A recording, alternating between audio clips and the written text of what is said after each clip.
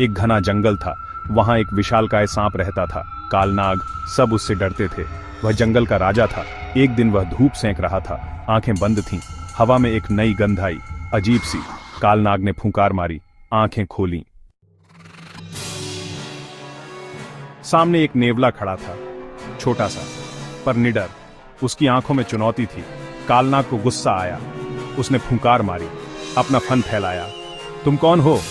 कालनाग गरजा। मेरे सामने आने की हिम्मत कैसे हुई? नेवला मुस्कुराया, मैं जंगल का रक्षक हूं। तुम यहां आतंक फैलाते हो, यह मुझे मंजूर नहीं। कालनाग को गुस्सा आ गया। उसने नेवले पर हमला कर दिया। नेवला फुर्ती से हटा। कालनाग निशाना चूक गया। वह फिर से वार करने को तैयार हुआ। नेवला भी तैयार था। उसने बिजली की रफ्तार से हमला किया।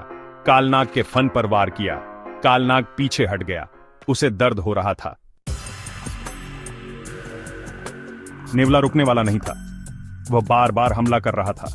कालनाग को संभलने का मौका नहीं मिल रहा था। उसके शरीर पर घाव के निशान बन रहे थे। कालनाग थकने लगा था। उसका जहर बेअसर हो रहा था। नेवले के शरीर पर उसका कोई असर नहीं हो रहा था। अचानक कालनाग को मौका मिला। नेवला एक पल के लिए रुका। कालनाग ने बिजली की रफ्तार से वार किया। नेवले को चकमा देने का मौका नहीं मिला। उसके पैर पर कालनाग ने काट लिया। नेवला दर्द से चीख उठा। वह लड़खड़ा गया। कालनाग ने फिर से हमला करने के लिए तैयार हुआ। रक्त रंजित धरती। नेवला और कालनाग में भयंकर युद्ध चल रहा था। जंगल गूंज रहा था। धरती लाल हो गई थी। दोनों योद्धाओं का खून बह रहा था। नेवला कमजोर होने लगा था। कालनाग का जहर असर करने लगा था। उसके पैर सुन्न पड़ रहे थे। फिर भी वह हार नहीं मान रहा था। थके हुए योद्धा। कालनाग भी थक गया था। उसके शरीर पर कई घाव थे। नेवले के वारों ने उसे कमजोर बना दिया था। फिर भी वह लड़ता रहा। दोनों योद्धा थके हुए थे, घायल थे। फिर भी दोनों हार मानने को तैयार नहीं थे। एक नया खतरा। अचानक जंगल में सन्नाटा छा गया। एक काली परछाई पेड़ों के पीछे से निकली। एक बाघ।